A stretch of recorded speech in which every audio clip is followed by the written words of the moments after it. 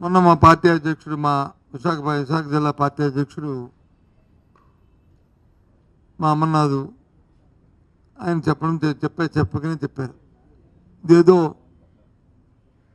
వేణీళ్ళు చన్నీళ్ళలాగా ఉన్నదండి, కానీ దీని మీద మాకు చాలా అనుమానాలు ఉన్నాయి. ఈ ఫ్యాక్టరీని దివాలా తీస్తున్న ఈ సందర్భంలో నాకు కొందరు పెద్దలతో మేధావులతో మాట్లాడినప్పుడు వాళ్ళు చెప్పిన విషయం ఏంటంటే, అది ఎన్సీఎల్టీకి వాటికి పోకుండా దీన్ని కాపాడుతూ తదుపరి దీన్ని ప్రైవేటిజం చేసే ఆలోచన ఉన్నట్టుగా ఉన్నది. ఒకవేళ కాకపోతే నిన్న కాక మొన్నే ప్రధానమంత్రి గారు స్వయాన్న విశాఖపట్నం వచ్చినప్పుడు, ముఖ్యమంత్రి గారు ఆ వేదిక మీద ఉన్నప్పుడు, ఉప ముఖ్యమంత్రి గారు ఆ వేదిక మీద ఉన్నప్పుడు, కూటమి నాయకులందరూ ఉన్నప్పుడు వాడు అడగడమో వీరు చెప్పడం అనేది జరిగే అంశం కదా. దానివల్ల మేలు మంచి జరిగితే చెప్పేవారు కదా. చెప్పలేదు కాబట్టి ఆ తర్వాత జరిగిన ఈ పరిణామాలు చూస్తుంటే దీని మీద మాకు అనుమానాలు ఉన్నాయి. అందుకే మేధావులతో చర్చించాలని చెప్పి మా అధ్యక్షుడు మనం 3 రోజుల కింద చెప్పడం జరిగింది. ఆ తదుపరి నిన్న మొన్న జరుగుతున్న పరిణామాలు చూస్తే మేధావులు కానీ, లేకపోతే కార్మిక సంఘాలు కానీ, లేకపోతే ఉద్యోగులు కానీ, లేదు ప్రజా సంఘాలు కానీ, అందరూ కూడా ఏదైతే మా అధ్యక్షుడు మా అమర్నాథ్ ఏదైతే ఆ రోజు వ్యక్తపరిచిన సందేహాలు ఉన్నాయో దాన్నే దూపరుస్తున్నట్లు సందర్భాలు ఉన్నాయి. కానీ నిన్న చూస్తే విశాఖపట్నానికి సంబంధించిన ప్రధాన నాయకులందరూ ప్రతినిధులు అందరూ వారు ఒక కామన్ స్టేట్మెంట్ ఒకటి ఇవ్వడం జరిగింది. అందరూ కలిసి, అందులో కొద్ది సీనియర్ ప్రధాన నాయకులు కూడా ఉన్నారు.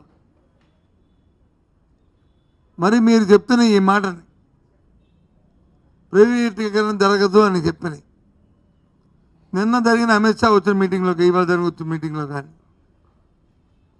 మీరు ఇచ్చారు, సంతోషమంటున్నారు. కానీ దీన్ని మీరు ఆపారనే మాటను ఎందుకు చెప్పట్లేదు? ఎందుకు ముఖ్యమంత్రి గారు కానీ, లేకపోతే హోంమంత్రి కానీ, ఆ నాయకులు కానీ ఆ నోటితో ఎందుకు చెప్పించట్లేదు?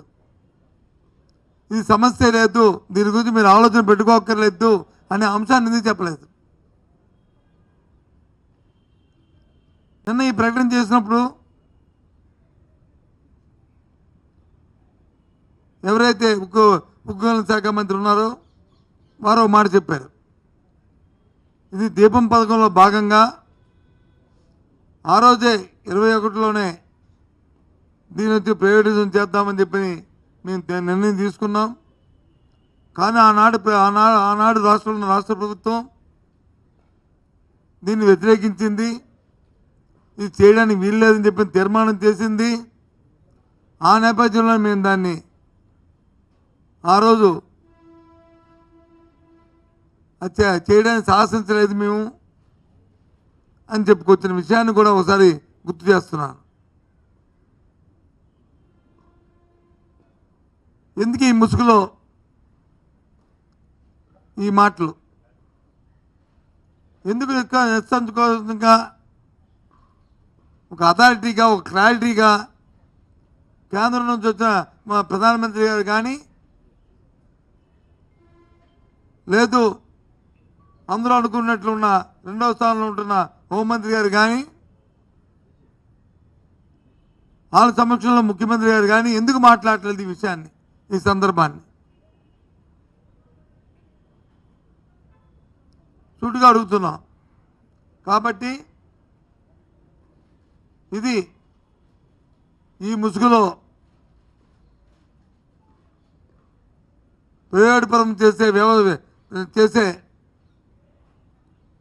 కార్యక్రమంలోనే ఈ ప్యాకేజీ ఇచ్చారనేది మా తాలూకా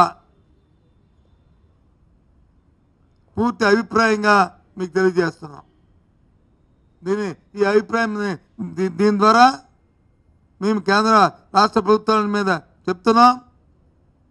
దయచేసి ప్రజల్ని మోసపరచకండి, మభ్యపెట్టకండి.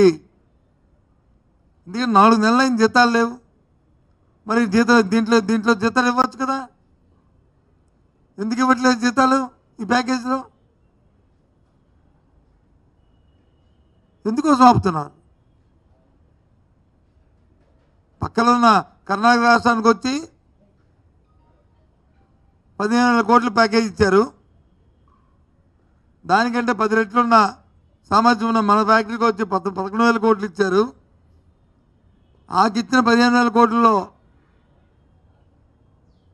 ఉన్న జీతాలు కానీ, బత్యాలు కానీ, ఎస్టాబ్లిష్మెంట్ కానీ, లేదు ముడిసలు కొనుక్కోవడానికి కానీ దేనికి ఎనీ రిస్ట్రిక్షన్ ఏమీ లేదు. ఈ ఇచ్చిన 11,000 కోట్లకి ఎన్నో నిబంధనలు పెట్టారు. ఆ నిబంధనలు ఏంటి? అప్పులు వడ్డీలు తీర్చుకోవడానికి మాత్రమే అవకాశం ఇచ్చారు. మరి ఏ రకంగా సర్వైవ్ అవుతుంది? ఏంటి మీ తాలూకా యాక్షన్ ప్లాన్? చెప్పారు కదా నాయకులందరూ, కూటమి నాయకులందరూ కూడా ప్రెస్ కాన్ఫరెన్స్ పెట్టారు కదా. మీరు ఇవ్వండి కార్యాచరణ, మీరు చెప్పండి కార్యాచరణ. నేను ఆశ్చర్యపోయాను. అందులో ఒకరిద్దరు నాతో కొలీగ్స్ ఉన్నారు, అందులో సీనియర్ నాయకులు ఉన్నారు.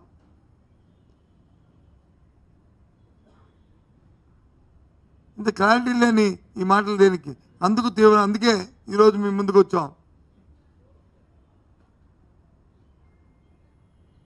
దీంట్లో ఏదో మతలబు ఉన్నది. ఇది పూర్తిగా ఏదైతే విశాఖ స్టీల్ ప్లాంట్, విశాఖ ఉక్కు, ఆంధ్ర ఉక్కు అనే నేల మీద ఉందో మన సెంటిమెంట్స్ ఏవైతే ఉన్నాయో ఈ ఉక్కు ఫ్యాక్టరీ మనుగడ కోసం ఈ ప్యాకేజీ కాదు.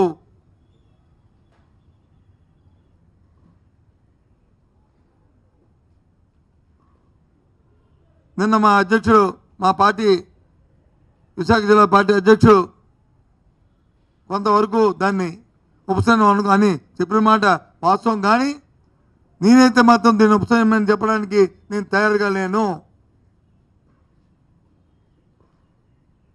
ఇది ప్రలోభ పెట్టి ఈ ప్రాంతాన్ని, ఈ రాష్ట్ర ప్రజలను మోసం చేసే భాగంలో భాగమని చెప్పని మా అభిప్రాయంగా తెలియజేస్తున్నాను.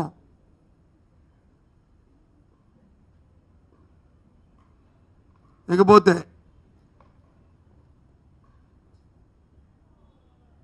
మొన్న రోజు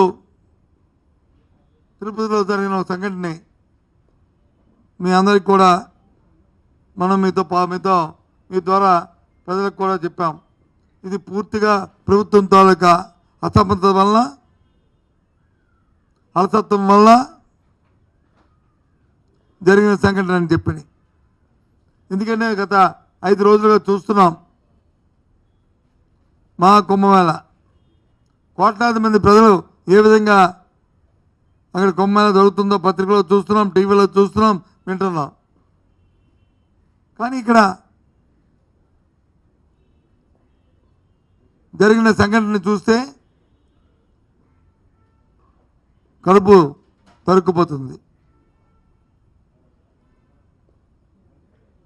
వాళ్ళకి, ఈ ప్రభుత్వానికి ఆర్భాటం తప్ప, వాళ్ళకి ప్రచార తపనే తప్ప ప్రజల ప్రజల తాలూకు ప్రాణాల మీద వాళ్ళకేమి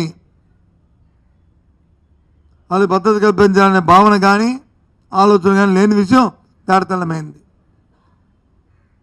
సాక్షాత్తు కేంద్ర హోంశాఖ కూడా దాని మీద నిన్న రావడానికి కొద్దిగా ప్రయత్నం చేసింది. నిన్న వచ్చిన హోంమంత్రి గారి తాలూకా ఏదైతే లంచ్ మీటింగో డిన్నర్ మీటింగో ఉందో అది దాన్ని ఉపయోగించుకొని వాళ్ళ రాణి కంటే పరువును కాపాడుకోవడానికి ప్రయత్నం చేస్తారు. ఇక్కడ పరువు కాదు సమస్య. జరిగిన సంఘటనకి పూర్వపాలన తడకపోవడం ఉంటే అది మన పరువును కాపాడుకోవడం. ఇంకోసారి పునరావృతం కాకుండా ఉంటే అది మన సమర్థతకి నిదర్శనం. కానీ ఇది కాదు. అందుకే ఆ రోజు నేను మీ ద్వారా చెప్పాను, ఏదైతే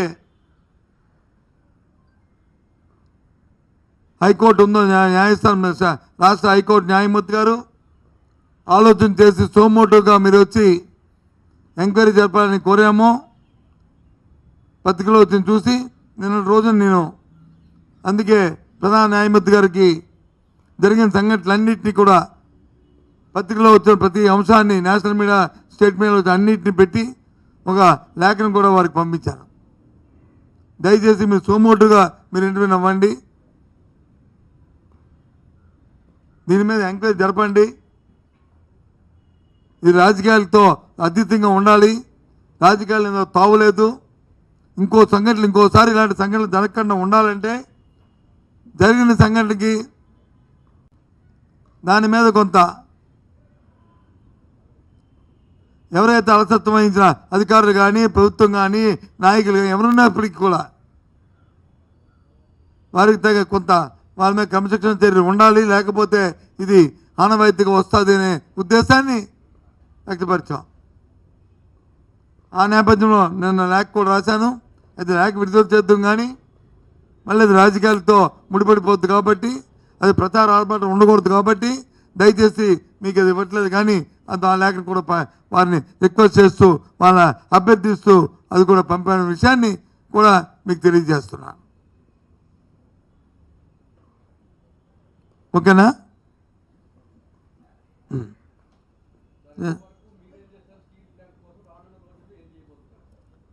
మళ్ళీ చెప్పమ్మా.